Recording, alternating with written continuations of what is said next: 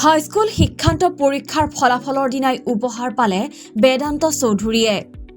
High school শিক্ষান্ত পৰীক্ষাত তৃতীয় স্থান পোৱা বেদান্তলৈ দুলু আহমেদৰ স্কুটি উপহাৰ। শনিবাৰে বেদান্ত চৌধুৰীৰ ঘৰত উপস্থিত হয় সমাজকৰ্মী দুলু আহমেদ। শুভেচ্ছা জ্ঞাপন কৰি উজ্জ্বল ভৱিষ্যত কামনা কৰে দুলু আহমেদে। উল্লেখ্য যে প্ৰতি বছৰে হাইস্কুল শিক্ষান্ত পৰীক্ষাত উত্তীৰ্ণ ছাত্ৰ-ছাত্ৰীক বিভিন্ন বঁটাৰে সন্মানিত কৰি আহিছে দুলু আহমেদে। নিৰ্বাচনী ব্যস্ততাৰ মাজত বেদান্ত চৌধুৰীৰ ঘৰত উপস্থিত হৈ শুভেচ্ছা জ্ঞাপন কৰে দুলু আহমেদে।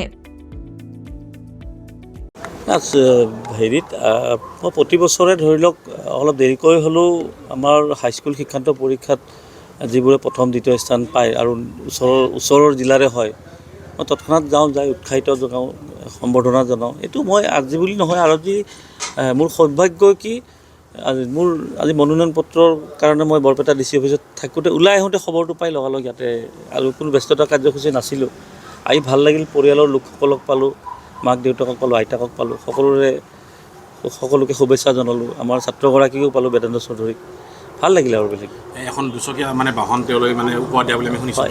এইটো উপহাৰ বুলি কি, অন্য যাতে আকৌ কেতিয়াবা কি হৈ যায়, কম্পিটিশ্যন থাকিলে ভাল ফলাফলটো হয়, সেইটোৱে। স্কুটিটো ডাঙৰ বস্তু নহয়, এটা ছাত্ৰ ছাত্ৰীৰ মাজত এটা প্ৰতিযোগিতা থাকিব লাগে, তেতিয়াহে। যোৱাবাৰো মই ধৰি লওক 5টাকৈ ছাত্ৰক মই লেপটপ দিছিলোঁ, লেন'ভ' লেপটপ। সেইটো এইবেলি যিহেতু মোৰ গৃহ সমষ্টিৰ হয়, আৰু তৃতীয় স্থান অসমৰ ভিতৰত মোৰ এই পঢ়াৰ প্ৰতি কি আছিল, মই 2 মাৰ্কৰ কাৰণে ফাৰ্ষ্ট ডিভিজন পোৱা নাছিলোঁ। সেইটো সদায় ছাত্ৰ ছাত্ৰীৰ ক্ষেত্ৰত যিকোনো ধৰণৰ এনেকুৱা যেতিয়া ফলাফল আহে।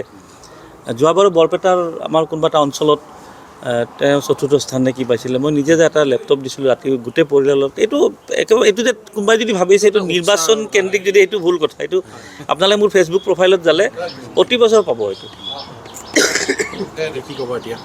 বেদান্ত চৌধুৰী যিহেতু ইমান ভাল ফলাফল, তেখেতৰ উজ্জ্বল ভৱিষ্যত আছে, আৰু এইকাৰণে ভাল লাগিছে যে অন্ততঃ ভৱিষ্যতে তেখেতে এই অঞ্চলৰ গৌৰৱ কৰি আনিব পাৰিব, পৰিয়ালৰ মাক দেউতাকৰ লগতে এটা গৌৰৱ কৰি আনিব অঞ্চলটোৰ। সেইটোৱে সকলোৰে কাৰণে ভাল খবৰ, আৰু নিজৰ অঞ্চলৰ গৌৰৱ কৰিয়াটো সকলোৱে বিচাৰে।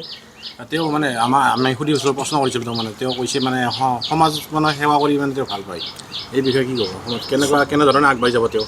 সমাজ সেৱাটো ভাল মানুহ হ'বৰ কাৰণে ভাল সমাজ সেৱক হ'ব লাগিব। সেই কথাটো যে বেদান্তই বুজি পাইছে, এইটো বহুত ডাঙৰ কথা। ভাল ব্যক্তি হ'ব লাগিলে, ভাল গুণ থাকিব লাগিলে সমাজ সেৱক হ'ব লাগিব, যাৰ বাবে হয়তো আপোনালোকক মই গম পোৱা নাছিলোঁ, আপোনালোকে কওঁতে মই গম পালোঁ। নিশ্চয় তেওঁ ভাল সমাজ সেৱক হ'ব। আৰু দুলু আহমেদ ডাঙৰীয়া, তেখেতে এইবাৰ নিৰ্বাচনত তেখেতে প্ৰতিদ্বন্দ্বিতা আগবঢ়াইছে। ব্যস্ততাৰ মাজত তেখেতে খবৰটো পাই বৰপেটাৰ পৰা চিধাই ইয়ালৈ আহি আমাৰ বেদান্তক উৎসাহিত কৰাৰ কাৰণে তেখেতে কিবা উপহাৰৰ এটা ঘোষণা কৰিছে।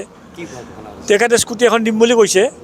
যি ধৰক উপহাৰটো স্কুটিখন ডাঙৰ কথা নহয়, তেখেতে আহি যে তেওঁ কিবা এটা যে বিচাৰি আহিছে ইমান ব্যস্ততাৰ মাজত, তেখেতক মই নিশ্চয় ধন্যবাদ দিছোঁ। তেখেতে অলপ উৎসাহী ব্যক্তি, সমাজকৰ্মী, আমি আগৰ পৰাই জানো তেখেতক, নামটো সকলোৱে জানেই তেখেতে হয়তো এইটো নিৰ্বাচনী কোনো উদ্দেশ্য নাই ইয়াত।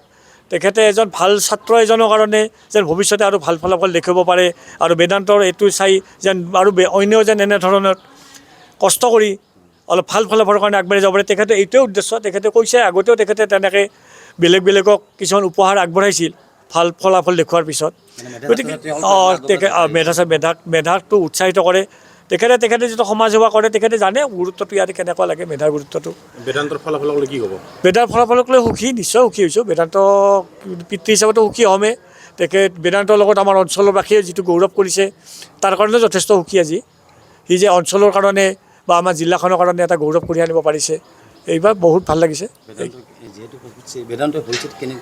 বেদান্তই আচলতে এটা সুনাগৰিক লাগে। শিক্ষাখিনি, তেখেতৰ যিখিনি জ্ঞান আছে সেই জ্ঞানখিনি সি যাতে স্বাৰ্থপৰ নহয়, সি আজি ৰাইজে যিখিনি তাৰ কাৰণে চব মানুহে আগবাঢ়ি আহিছে, চবে সুখ অনুভৱ কৰিছে, সেই জিলাখনৰ আমাৰ সমাজৰ মানুহখিনিৰ ভৱিষ্যত যেন পাহৰি যায়। চব মানুহে যদি কিবা সফল স্থানত আৰোহণো কৰে, তেনেহ'লে যেন ভৱিষ্যতে গাঁৱৰ পিনে, জিলাখনৰ পিনে বা আমাৰ অসমৰ পিছপৰা মানুহখিনিৰ কথা চিন্তা কৰে, সেইটোৱে আমি আহ্বান জনাম। মই সেইটোৱে আশা।